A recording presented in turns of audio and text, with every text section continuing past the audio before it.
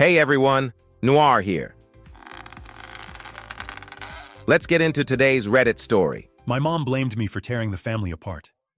I reminded her they had tried to steal my house, but instead of admitting it, she called me dramatic. They thought I would stay quiet like always. They were about to learn they were wrong. My mom looked at me and said, "You made us do this." I looked back and answered, "You tried to steal my house." She never denied forging my signature. Instead, she accused me of overreacting, so I called the police. Growing up, I quickly learned where I stood in my family. My older brother Ryan was always the golden child. I was the forgotten son who had to earn everything while he received it without effort. This was never about bigger slices of cake or later bedtimes. It was the kind of favoritism that shaped our whole childhood. Whenever Ryan failed, someone else got blamed. Whenever I succeeded, I was told to do better. My parents protected him from every consequence while expecting me to handle everything on my own. Ryan is now 33, married to his high school sweetheart, Emily, and they have 2 kids. I am 30. Looking back, I think my parents decided our roles long before we grew up. Ryan could do no wrong, while I was expected to quietly sacrifice for everyone else. When Ryan flunked out of an expensive private college because he partied instead of studying, my parents blamed the professors and paid for another university. Later, he totaled his BMW speeding in the rain, and they bought him another car within a week because Mom said he had learned his lesson. Meanwhile, I needed almost perfect grades just to hear Dad mutter, "Good job." 1B earned me a lecture about discipline and wasted potential. Even relatives noticed. My aunts joked Ryan could rob a bank and still be Mom's favorite. Mom laughed it off, then somehow made me apologize for causing tension. Eventually, I stopped expecting fairness. Ryan and I had never been playing by the same rules. College made that even clearer. My parents paid Ryan's tuition, rent, books, spending money, and vacations. I relied on scholarships, federal loans, and 3 part-time jobs. Some semesters I survived on 4 hours of sleep, balancing studying, overnight warehouse shifts, classes, and tutoring. It was exhausting, but every paycheck brought me closer to independence. When I graduated, there was no celebration. Dad shook my hand, and Mom immediately asked if I had found a real job. A month later, Ryan announced his engagement to Emily, and my parents threw him a huge party with catering, live music, and expensive decorations. By then, I was no longer jealous. I expected it. After college, I found an accounting job with decent pay but long hours. During tax season, 60-hour weeks became normal. I lived in a tiny apartment with bad plumbing and roommates who argued constantly, but I had one goal. I wanted to own a house before I turned 30. I cut every unnecessary expense. I kept driving my old Honda Civic, packed peanut butter sandwiches instead of eating out, skipped vacations, birthdays, concerts, and weekend trips. Friends stopped inviting me anywhere because they already knew my answer.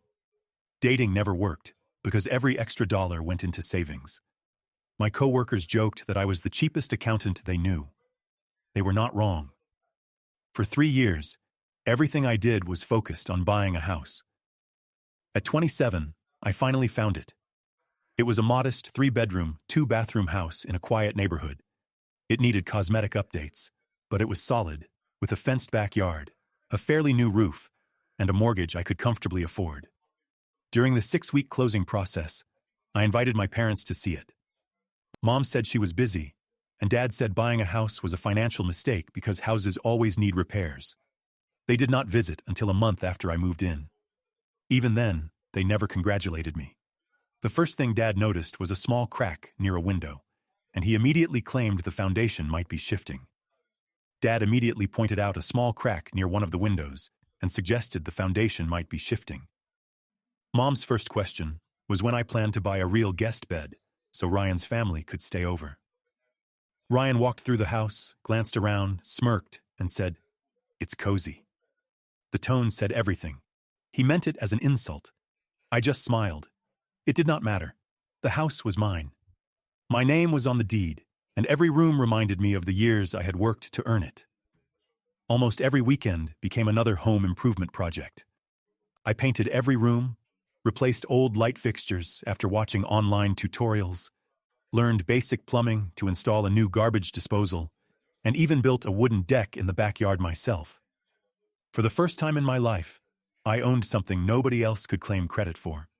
While I was slowly improving my home, Ryan and Emily were doing the opposite. They bought a 5-bedroom house in an expensive Denver suburb that was far beyond their budget. Between the huge mortgage, 2 luxury sport utility vehicles, private preschool, expensive vacations, and constant renovations, they were clearly living paycheck to paycheck. Still, appearances mattered more than reality. Their social media looked perfect, full of family photos, backyard parties, and expensive furniture. What nobody saw was my parents quietly paying their bills, covering missed mortgage payments, buying groceries, and sending them money whenever they fell behind. Whenever I questioned it, Mom always gave the same answer. They have children. They need help. Apparently, that only applied to Ryan. When I was promoted to senior accountant after years of overtime, nobody even mentioned it at Sunday dinner. Instead, everyone talked about Ryan interviewing for a management job and my niece's dance classes. That same month, I had remodeled my kitchen cabinets by hand, but nobody even asked how my house was coming along. Eventually, I stopped talking about my own life because nobody seemed to care. Then everything changed. Ryan lost his job. Officially, the company blamed restructuring. Unofficially, I heard he had missed sales targets for months and repeatedly abused his expense account. Whatever the reason, his income disappeared. 3 missed mortgage payments quickly turned into foreclosure notices. My parents emptied their savings trying to rescue him, but even they could not afford to support his lifestyle forever. Selling the house would have solved most of the problem, but Ryan and Emily refused. According to Emily, downsizing would send the wrong message. Instead, my parents decided I was supposed to solve their problem. About 2 months ago, Mom invited me to dinner on a Tuesday night, which was unusual since we normally got together only every few weeks. Things felt even stranger when I walked in and saw my favorite homemade baked ziti on the table. Mom only made my favorite meal when she wanted something. Dad greeted me with a smile, handed me a beer, and actually asked how work was going. About 20 minutes later, Ryan and Emily arrived looking exhausted, although they tried hard to act like everything was fine. Halfway through dinner, Dad quietly set down his fork, folded his hands, looked straight at me and said, "Ryan has a wife and 2 children, and you're living alone in a 3-bedroom house. We think you should give him your house." For a moment, I honestly thought I had misheard him. I looked around the table, expecting someone to laugh or admit it was a joke. Nobody did. Mom reached over, gently patted my hand, and spoke as if she were explaining something to a child. "Honey, you have a great job. You're single. You don't need all that space. Ryan has a family. Those kids deserve stability." I slowly pulled my hand away. "So you're asking me to give him my house?" Dad shrugged. "Not permanently. We'll work out the paperwork later. Think of it as helping family." "The paperwork?" I repeated. "The deed is in my name." "That's just a detail," Mom said dismissively. "You're young. You can buy another house in a few years." I looked at Ryan, hoping he would at least seem embarrassed. Instead, he stared at his plate while Emily rubbed his back like he was the one being treated unfairly. "Say something," I told him. He finally looked up. "We're in a tough spot, man. It's only until I get back on my feet." "You bought a house you couldn't afford." Emily immediately jumped in. "Nobody could have predicted the layoffs." "No," I answered calmly. "But plenty of people could have predicted that buying a 5-bedroom house with almost no savings was a terrible financial decision." Dad slammed his hand on the table. "Enough. This isn't about blame. It's about fixing the problem." "Then sell their house." The room fell silent. "Excuse me?" Mom asked. "Sell it, downsize, buy something they can actually afford." Emily looked horrified. "We're not moving into some tiny starter home." "Then that's your choice." Mom leaned forward, her face turning cold. "You're being unbelievably selfish." I almost laughed. Selfish? I spent years saving for my house while Ryan spent years pretending he was rich. Dad pointed at me. "Watch your attitude." "No, I've watched my attitude for 30 years. It's someone else's turn. I pushed back my chair and stood. My answer is no. The atmosphere changed instantly. Mom's fake kindness disappeared as she calmly folded her hands. We'll find another way. She said it so quietly that it sounded more like a promise than a threat. What does that mean? I asked. Dad waved his hand. Forget it. Go home and think about it. I already have. Nobody is getting my house. As I reached the front door, Ryan finally spoke. So you're really choosing a house over your family? I turned around. No, I'm choosing not to reward years of bad decisions. Then I walked out. On the drive home, Mom's words kept replaying in my head. We'll find another way. I tried telling myself it was just another guilt trip, but something about it did not feel right. The next morning, I called my best friend, Jason, and told him everything. After a long pause, he said one sentence. Change every lock today. I laughed. You really think my parents would break into my house? I think they've spent 30 years proving they don't respect boundaries. His words stayed with me. After work, I stopped at a hardware store, bought new deadbolts, and replaced every exterior lock. It felt ridiculous. They were my parents. Surely I was overreacting. A week later, I realized I had not been paranoid enough. I was at work reviewing tax files when my phone rang. The caller was my bank. Banks almost never call unless something is wrong. I stepped into the hallway and answered. Mr. Wilson, this is Lauren from the mortgage department. I'm calling to verify information about your refinance application. I froze. My refinance application? Yes, sir. It was submitted this morning for a cash-out refinance on your property. Every muscle in my body tightened. I never submitted any application. Her voice immediately changed. Could you come into the branch today? I'm leaving right now. I texted my manager that I had a family emergency and drove straight to the bank. A senior loan officer named Christopher took me into a private office and turned his monitor toward me. My stomach dropped. My mortgage information, address, social security number, employment records, and salary were all there. Everything was correct. Then I noticed something else. The application requested that my parents be added as equal co-owners of my house. My hands started shaking. This isn't possible. Christopher explained that their fraud detection system had caught several inconsistencies before the application moved forward. I barely heard him. I was staring at the signature. At first it looked like mine. Then I noticed the mistakes. I recognized it immediately. My mother had copied my signature. Christopher showed me everything that had raised red flags.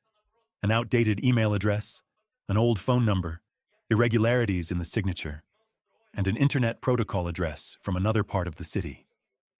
If our system hadn't flagged it, he said quietly, it probably would have continued until the final verification stage. I felt sick. They had not been bluffing. They had actually tried to steal my house. I need copies of everything.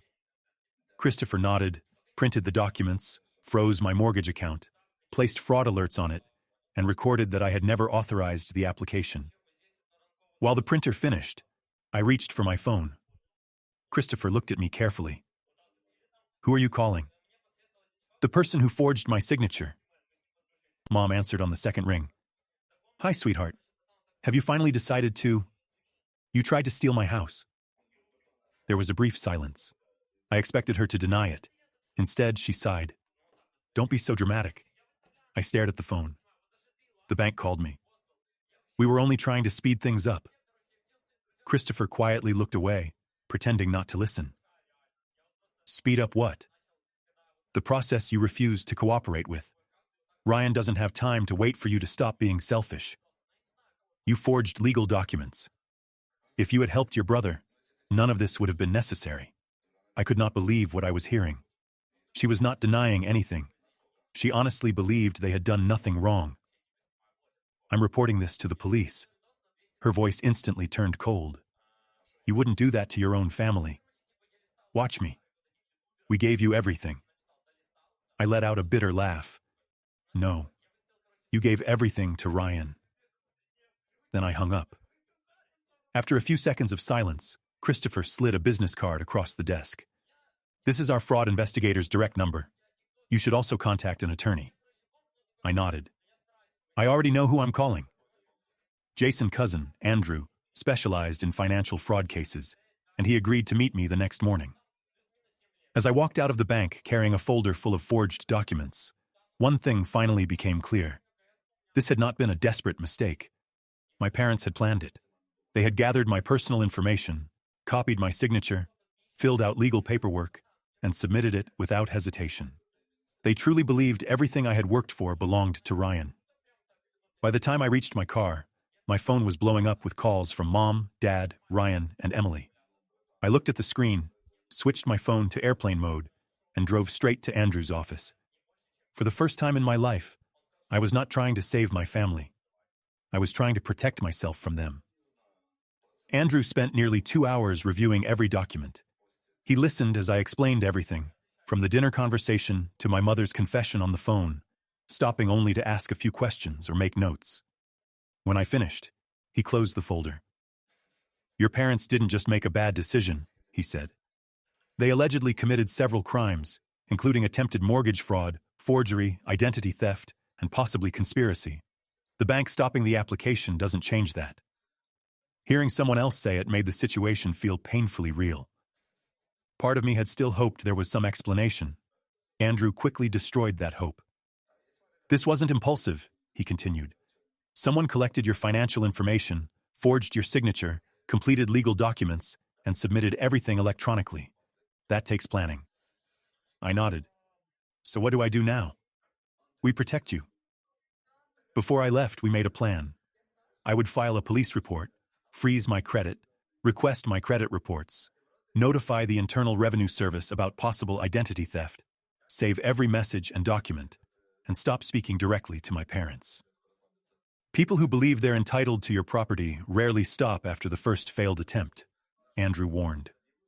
I wished he had been wrong. The very next morning, I stepped outside to grab the newspaper and immediately smelled rotten eggs. My front door was covered in dried egg, and the garage door, mailbox, porch windows, and even the hood of my Honda Civic had all been hit. The summer heat had already baked everything onto the paint. For a moment, I just stood there. It was not about the cleanup. It was about the message. Someone had come to my house in the middle of the night to punish me for refusing to hand it over. Then I remembered the security cameras I had installed after changing the locks. I opened the footage. At exactly 2:07 in the morning, Ryan and Emily walked into view carrying grocery bags full of eggs. They laughed as they threw them across my property. Standing on the sidewalk behind them was my mother, calmly watching with her arms folded and pointing at the parts of the house they had not hit yet. Dad never even got out of the sport utility vehicle. He waited at the curb until everyone climbed back in, then drove away. I watched the footage twice because I could not believe what I was seeing. These were not angry teenagers. They were adults in their 30s, encouraged by parents in their late 50s and early 60s. I called the police. The officers photographed the damage, watched the security footage, and copied the video. One of them looked surprised. "Family dispute?" I nodded. "They tried to put my house in their names last week." He looked back at the video. "That definitely explains this. Cleaning everything cost me almost $300 after hiring a pressure washing company and getting my car professionally detailed. I kept every receipt. Andrew had told me to document everything. That afternoon, I sent him the police report, photos, receipts, and security footage. He called within an hour. "This helps," he said. "Not because it happened, but because judges take ongoing harassment seriously. I'm filing for an emergency restraining order." That night, Jason insisted I stay at his apartment. "Your family thinks they're the victims," he said. "That's when people become unpredictable." I finally agreed. We ordered pizza, watched an old action movie, and avoided talking about my parents. It was the first peaceful evening I'd had in weeks. The next morning, I went home expecting more damage. Instead, I found a large manila envelope under my front door. There was no stamp or return address. My mother's handwriting was on the front. My stomach sank. Inside were psychiatric records from when I was 15. Back then, I had argued with my parents, skipped a few classes, and been caught smoking marijuana once behind the football field. Like a lot of teenagers, I had made stupid mistakes. My parents acted as if I were a dangerous criminal. They forced me into therapy with a psychiatrist who seemed to believe everything they said. Reading those records years later was disturbing. They described me as manipulative, unstable, and dangerous, based almost entirely on my parents' claims. A yellow, sticky note was attached to the front. Remember who you really are. Drop this nonsense before everyone finds out, especially your employer. I read it several times. They were trying to blackmail me. They wanted me to believe they would send my psychiatric records to my accounting firm unless I dropped the case. I photographed everything and drove straight to Andrew's office. He read the note once and placed it into an evidence folder. "Congratulations," he said. I stared at him. "Congratulations? You now have evidence of witness intimidation and attempted extortion." "That isn't exactly how I describe today." He gave me a small smile. "I know, but legally, they just made your case much stronger." Before I left, Andrew mentioned that his investigator had been reviewing my parents' finances. There are a few things that don't add up. The next morning, he called and told me to come in immediately. When I arrived, a thick red folder was waiting on his desk. "We ran background checks," he said. I opened the folder and froze. It was full of court records, criminal filings, and financial judgments. "Your father was investigated years ago for tax fraud involving a fake contracting business," Andrew explained. "He eventually accepted a plea agreement." Then he turned another page. "Your mother was also charged with identity theft after opening financial accounts using other people's information." I looked at him in shock. "They've done this before?" Andrew nodded. "Not the exact same scheme, but enough to show a pattern." Suddenly, so much of my childhood made sense. The missing money, the financial problems, the secrecy, and their obsession with controlling everyone else's finances. "There's more," Andrew said, sliding another report toward me. "Your parents have about $350,000 in unsecured debt." I stared at the number. It did not seem possible. They drove expensive cars, took yearly cruises, and constantly criticized other people for living beyond their means. "Most of this debt came from supporting Ryan's lifestyle," Andrew explained. "Mortgage payments, vehicles, credit cards, and personal loans. Some of these lenders aren't traditional banks." "Loan sharks?" I asked quietly. "Possibly." I leaned back, completely overwhelmed. Suddenly, the strange dinner invitation made perfect sense. My parents were not just trying to save Ryan. They were drowning in debt themselves. My house was simply the last valuable asset they thought they could get. Andrew tapped one last document. "I'm afraid this may not be the first time they've used your identity." My stomach dropped. "What do you mean?" He turned the file toward me. "We found a personal loan opened in your name 7 years ago. It later went into default." I stared at the application. The personal information was mine. The mailing address was my parents'. Seeing that loan hurt even more than the forged mortgage papers. The refinance was recent. This meant they might have been using my identity for years. 7 years earlier, I was 22, fresh out of college, working my first accounting job, living with roommates, and struggling to pay rent and student loans. While I was surviving on cheap meals and counting every dollar, someone had taken out a loan using my social security number. "Can we prove who did it?" I asked. Andrew nodded. "We've already requested the original application. We'll review the signatures, identification records, internet protocol logs, and payment history.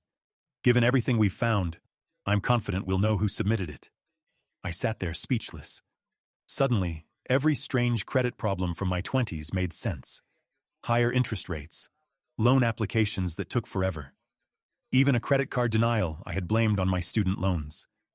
Now I wondered how much damage had been done without my knowledge. Andrew wasn't finished. "Until we receive all the records, assume there could be more." That sentence stayed with me all day. We froze my credit, filed expanded identity theft reports, notified the Internal Revenue Service, and requested 10 years of financial records from every institution connected to my name. By the time I left, I was emotionally drained. The same parents who had spent my whole life lecturing me about responsibility had secretly damaged my financial future. That evening, Jason showed up at my house carrying 2 pizzas and enough snacks to feed an army. "You look awful," he said. "I feel worse."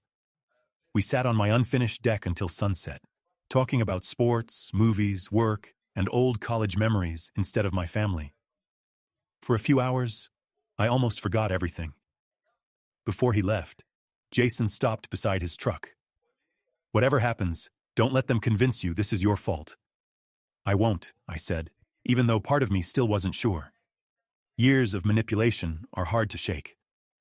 Around 10 that night, my phone buzzed. It was a text from Ryan. "Please meet me tomorrow. Main Street Diner. 10 in the morning. Just us.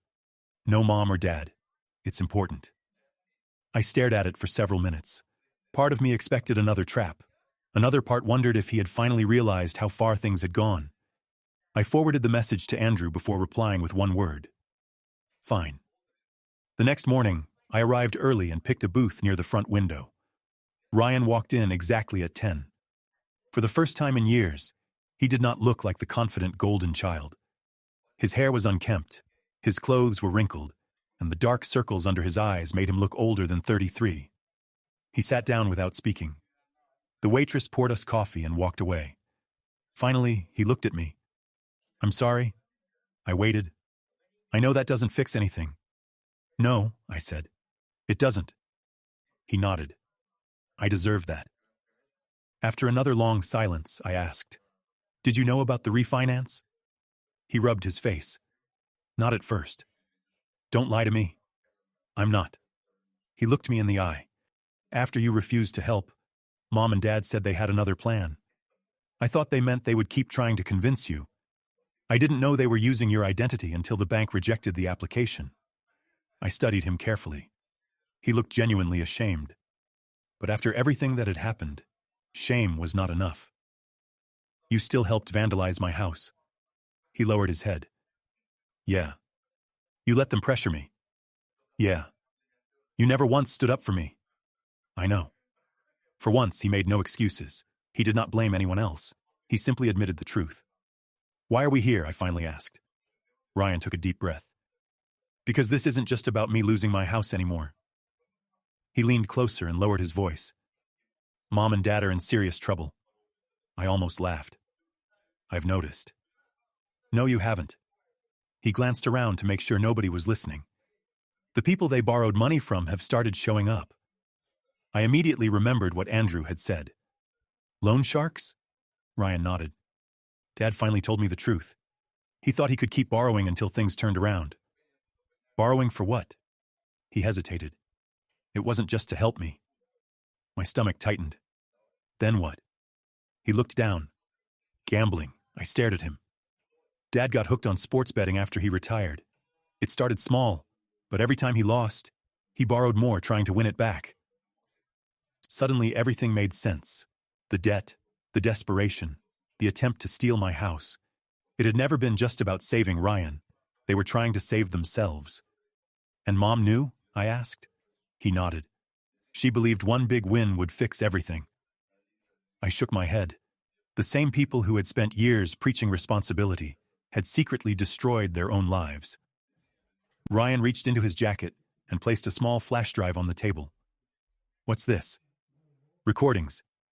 "Of what?" "Conversations with Mom and Dad. After everything started falling apart, I began recording them because they kept changing their stories. A few nights ago, they admitted almost everything." I did not touch the drive. "Everything?" "Dad admitted using your social security number years ago because you had good credit and thought you'd never notice."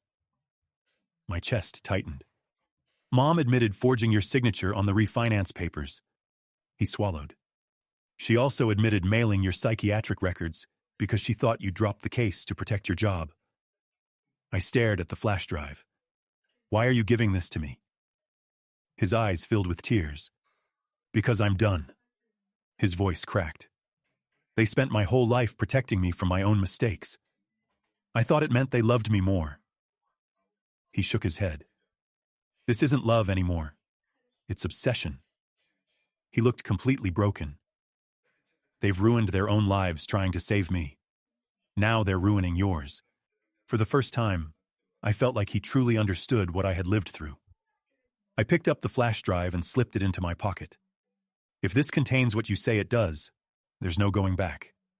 I know. He stood up, left money for the coffee, and paused.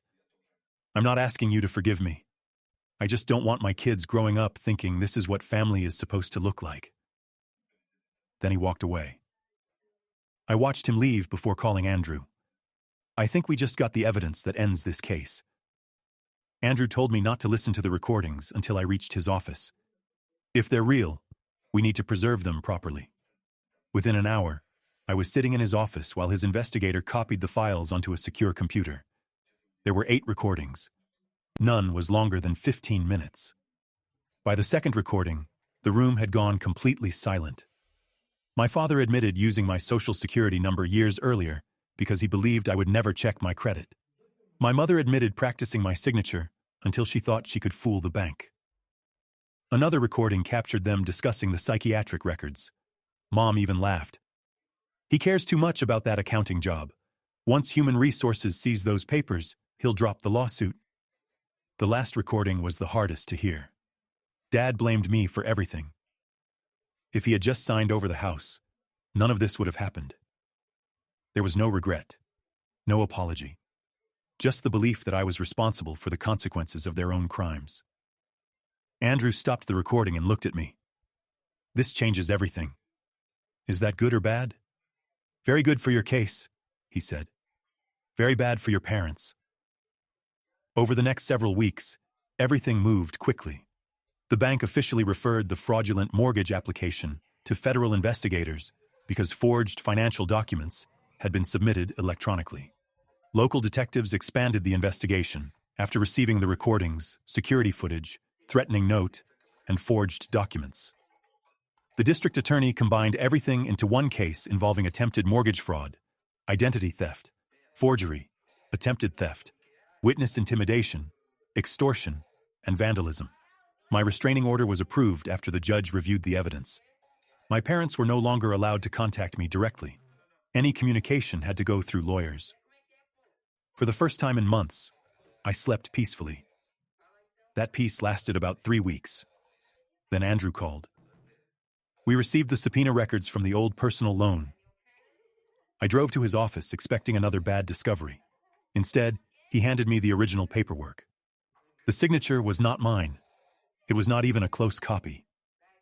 A security photo from the lending office showed my mother sitting across from the loan officer wearing sunglasses while using my driver's license information. The footage had been saved because the loan eventually went into default. The employee who processed the application confirmed that my mother claimed she was helping her busy son because I was supposedly working out of state. The investigator looked at me. We've seen this trick before. That one fraudulent loan explained years of strange credit problems.